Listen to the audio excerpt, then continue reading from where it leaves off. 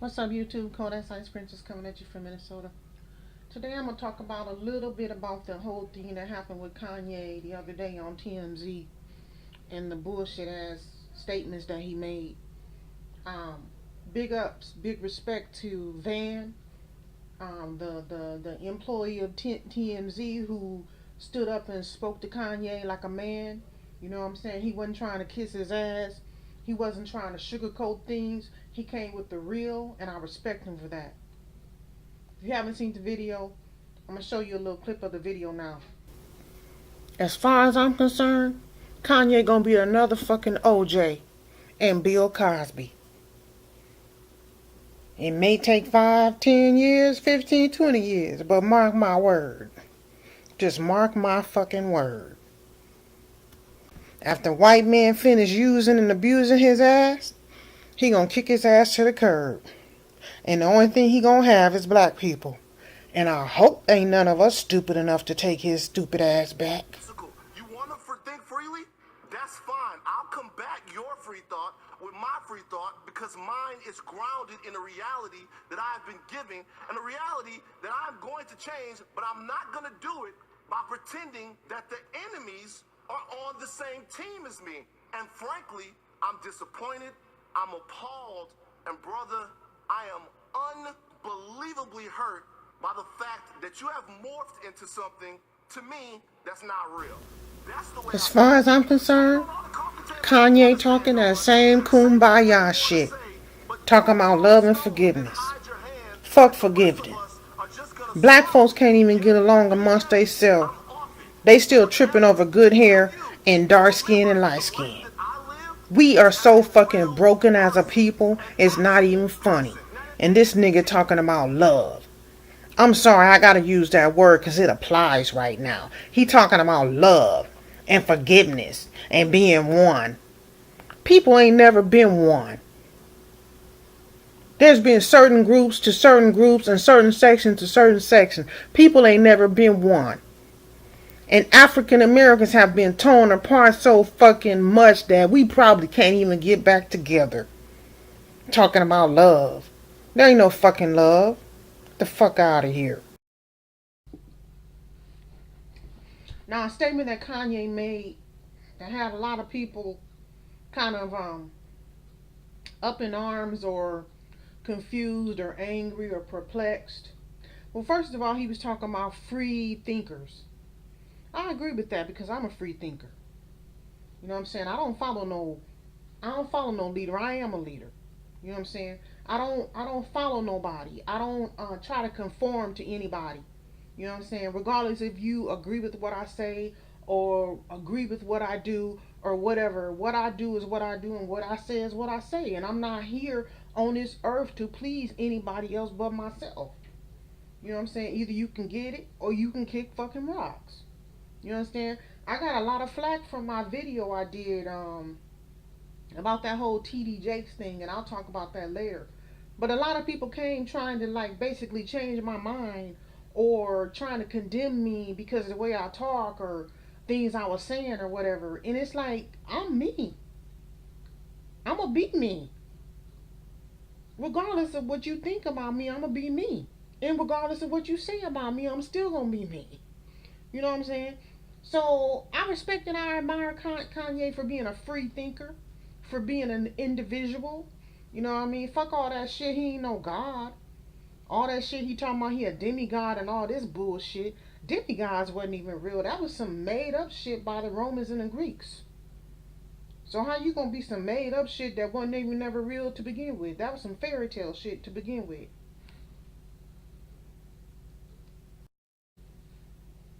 So yes, in that aspect, they did have a choice. And a lot of them chose to live. They chose to live as zombies. They chose to live as people who couldn't feel, people who couldn't think, people who couldn't grow, people who had to sit around and see their mothers and fathers being abused right in front of their face, seeing their children sold from them. You understand? They chose to serve the master, even though the master treated them like shit. Instead of grinding up some glass or some putting some poison together and killing all them motherfuckers in the big house. That would have been me.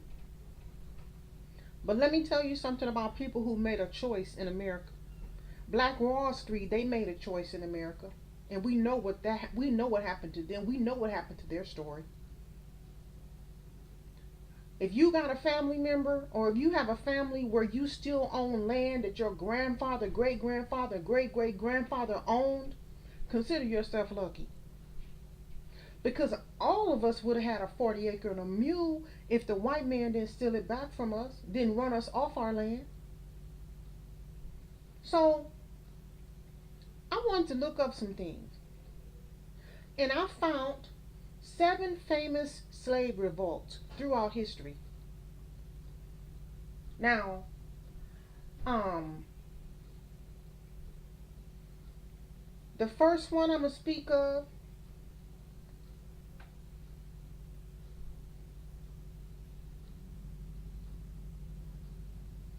the first one I'm gonna speak of happened with Spartacus. It was a war against the Romans in 73 BC, where a bunch of slaves who were called gladiators escaped from a gladiator school, which wasn't a school, it was torture. Those men were made to do all type of things horrific things, right? They escaped from this gladiator school with kitchen utensils as weapons, and they fought and they killed people to gain their freedom.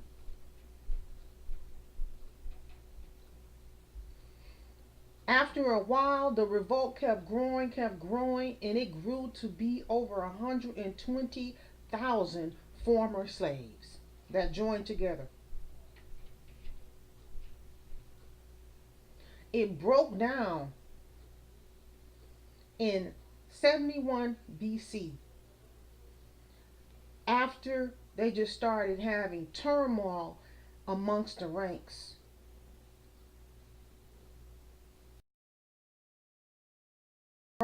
8 legion of Roman soldiers defeated Spartacus,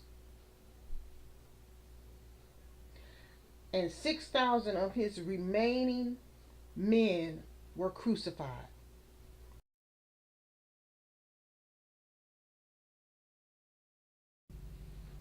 You know what? Let me just get right to the point because I don't want to make this video too long because there is a lot I have to say. But let me say something about this whole um, it was a choice of whether our ancestors were going to be enslaved or not. Now think about this, right?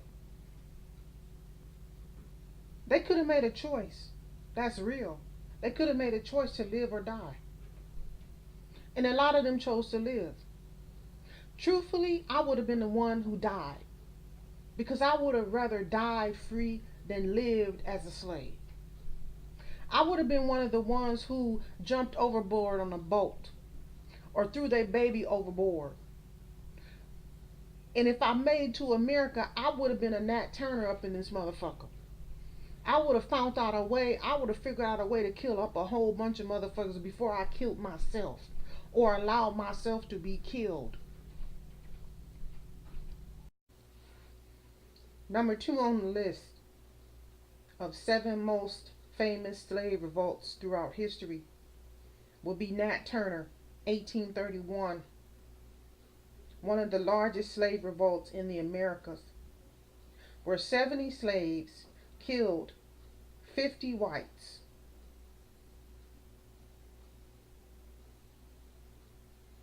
55 of his men were killed because why? Crabs in a barrel. Black people turning on other black people, setting them up for their own foolishness. How are black Americans gonna come together when some of us is just a bunch of crabs in a barrel still to this day? Can't stand to see the next man with a brand new pair of Jordans on. A fucking pair of shoes. Black folks waiting in lines, blocking 2 long lines to get fucking Jordans. Get the fuck out of here. I don't even own no Jordans. And my son just now started buying Jordans with his own damn money. He 19 years old. These men and women with Nat Turner risked everything for freedom. After they were captured and killed, they ripped Nat Turner's body apart and took his skin, and some white women were making purses and bags and things with his skin because they wanted to teach the slaves a lesson. And then after that, white men gathered together and hunted down black people. Over 200 more black people were killed that were innocent because of what Nat Turner and his group of people did. After all that happened, they made it a law that black folks could not learn to read or write. Another great rebellion handled another another great rebellion was in the Middle East, where African slaves, the Zang rebellion, Zanj rebellion, fought back in 869 AD. The Zang slaves was a name that they gave East Africans, and they ruled for over 15 years. They weren't demolished until after the death of their leader, Al bin Mohammed, was killed. The Haitian Revolution, we all know about that one.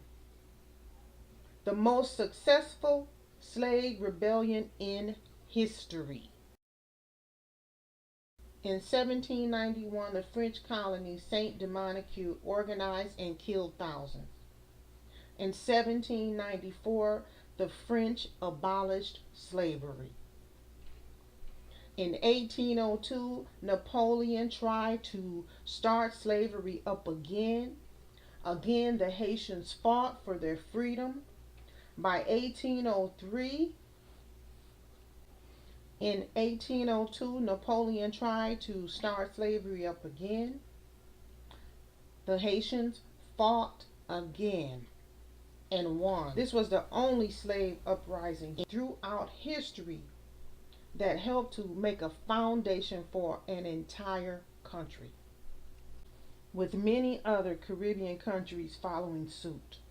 But a lot of blood had to be shed, and Haiti is still suffering to this day. I'm gonna throw out some names for y'all to look up. The 1733 St. John insurrection, where the Akan people from West Africa killed the Danish soldiers and took over the island. They were only able to take over the island for 6 months before the French came and killed them all. Look up the Baptiste War of Jamaica to see what the Jamaicans went through. Now, one thing that's different between America and the people of the islands and the people of South America is that the American slaves had nowhere to hide. They couldn't hide like the Maroons in Jamaica, who went up into the Blue Mountains and became what we call now the Rasta man. The Americans didn't have nowhere to hide. The Americans didn't have nowhere to go. They didn't have no land. They didn't have no food. They didn't have nothing. So even if they fought and won their freedom in America, where were they supposed to go? I want you guys also to look up the Gasper Yanga Rebellion, where the first time an African American slave spent decades of his life in revolt.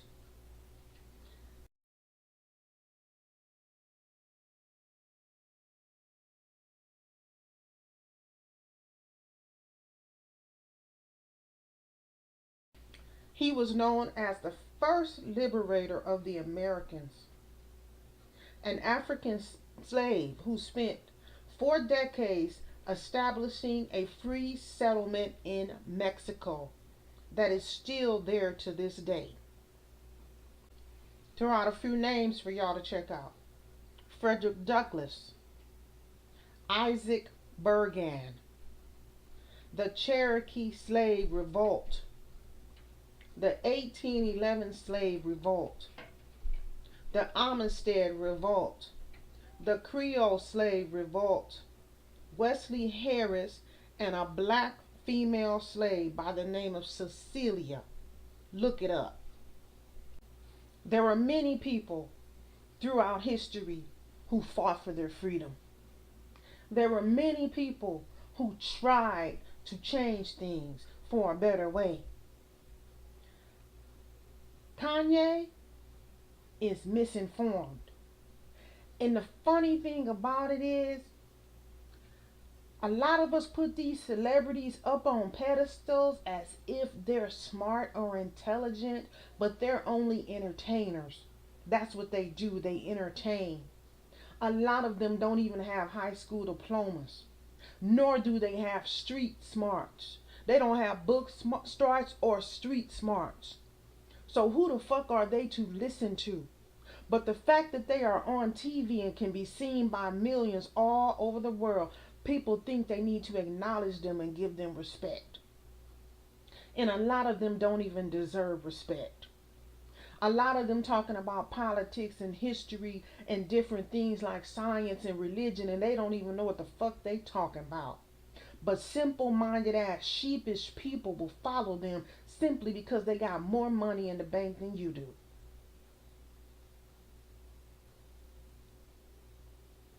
What they say, bullshit talks, and what is that, money talks and bullshit walks.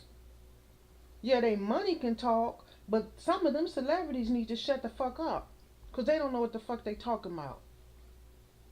And anybody who sit back and listen to that shit as the gospel truth, you just as crazy as he is.